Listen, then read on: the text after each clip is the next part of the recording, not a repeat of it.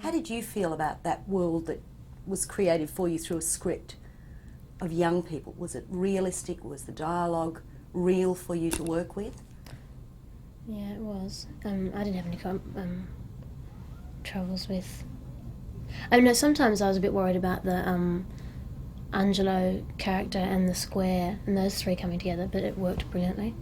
And I think that was a lot to do with rehearsals, wasn't it? Yeah, we did quite an extensive period in rehearsals where we would just spend a lot of time together talking and stuff like that. But as far as the three friends, that being Danny, or myself, Damon and Angelo, I thought that worked pretty well. It was pretty naturalistic. It just sort of flowed and bounced off each other. It may be heightened a bit, for the purposes of being not boring or something like that. But I think it fits fairly evenly in, which is a credit to David. What do you think of him as a writer? Oh, I think he's very clever. He's got the greatest sense of making a joke work. He's got the best timing in a script, the way he places things and stuff. He's very funny. And his elements of things just going completely wrong and going off on a path and stuff are really, really inventive. I mean, he still has the ability to surprise and entertain. Definitely.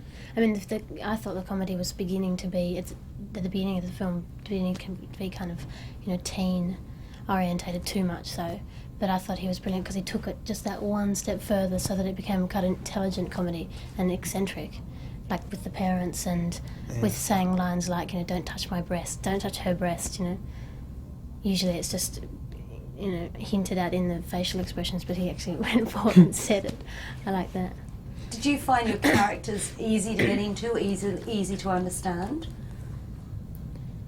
Mm-hmm. Yep. Well, you're quite a strong young woman in this film, really, aren't you? No, actually, when I first read the script, I was thinking she could be a bit too love interest nothing, or even bimbo-ish, for want of a better word. So that was difficult to fight against. And Nadia and I got together and decided that she should be, interesting and not the normal love interest role. So we played her really strong and independent. Yeah, I was quite pleased to see that, actually. Good role model, I think. Yeah. Yeah, it is better, isn't it, that way? What about you, Ben? In terms of the character, finding it easy to slip into? Have you ever wanted to own a Jaguar? No, but mind you, by the time we got round to doing it, I was certainly looking out for them on the street and admiring their fine lines and beautiful British craftsmanship, etc. Yeah, reasonably easy. I tell you the truth, I don't really remember the exact feelings and stuff. I just sort of went and did it, pretty much. How was Nadia to work with as a director? Has she got a good communication with her performance? Tremendous, and tremendous support, which was really needed during that shoot because it was so stressful, as we were saying before.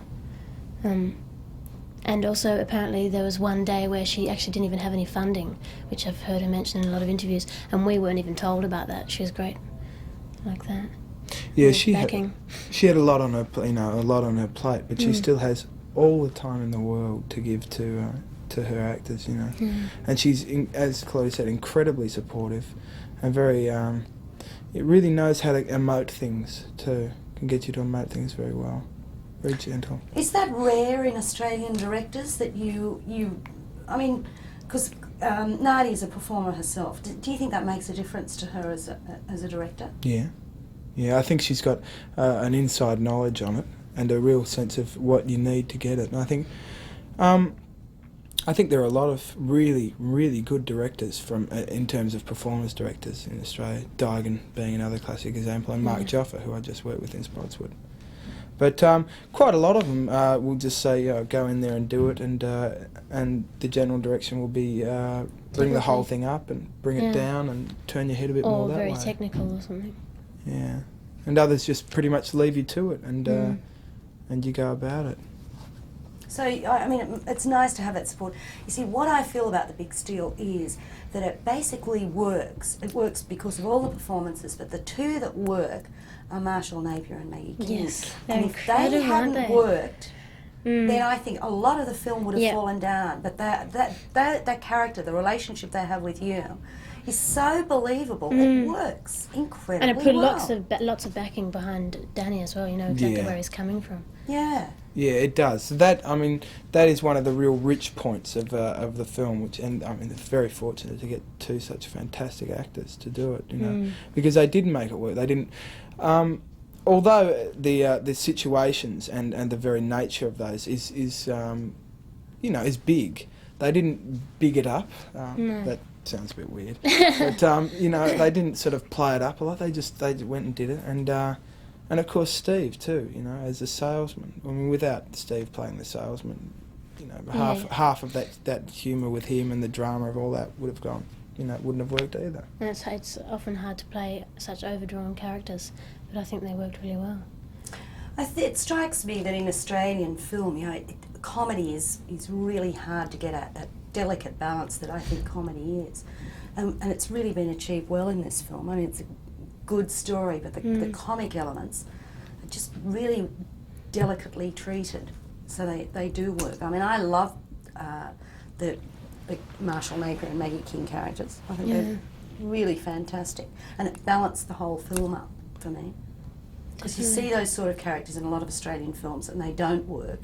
The whole film doesn't work because, those two key characters. I mean, they're not on the screen all for that much. Yeah, I was really worried about playing a comedy actually, because I was thinking, timing and all those technical things that you hear people talk about. But what was great about Nadia is she just said, play it serious. Don't even think about when the laughs are going to happen. Because if you're going to play for laughs, you're not really going to get them. Because you're going to be too conscious about all that kind of thing. You're quite experienced being at comedy by now, aren't you? You've been in quite a few. Yeah, I guess I sort of have. Spotswood has a lot of comedy element in it, but it's really only that and The Big Steal. I mean, I think that they're about the only two I've done now, as far as pure, comedy. But I was pretty nervous when when they sent me the script and said have a look, and I thought, I can't do this, I can't make people go giggle, all that sort of stuff. But as Claudia said, play it straight, and that's another of Nadia's real strengths. She's got a great eye for casting the right people and the right things, Marshall and Maggie and Steve and all that, and she really gets you to work without hyping things up. Now, both of you say that it was quite a stressful time making this. I mean, it was because that there was a fair amount of load on you from all sorts of directions. Ben, what about you? You just finished. I just finished doing Quigley, and I got the script while I was up there, read it, and I came back down and started rehearsals while I was still doing Quigley. Went back up and finished up on Quigley, and actually shot my first day of The Big Steal before I'd done Quigley, before I'd finished Quigley.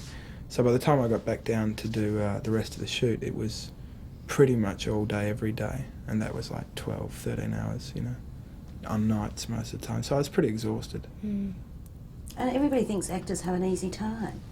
Oh yeah, but I think everyone else thinks everyone else has a pretty easy time, unless they're really sick or something like that. What about you, Claudia?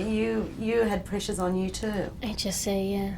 So you're doing your HSC this year? No, I did it Last during Big Steal. I was flying back and forth. I've worked very hard for the 2 years before HSC, and I really enjoyed the work I was doing at school. So I kind of did all that before Big Steal, and studied on the plane rides before there and back, and concentrated a lot on Big Steal.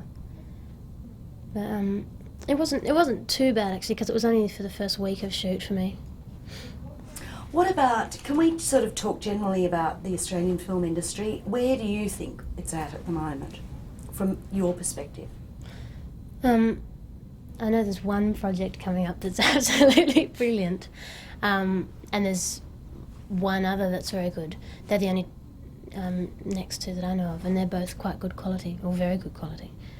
But there's definitely a shortage, because I know a lot of actors our age that have suddenly, cropped up sometimes out of nowhere, and they've always been there.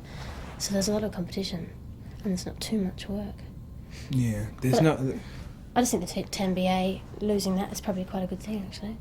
Do you think that there are different sorts of films being produced now?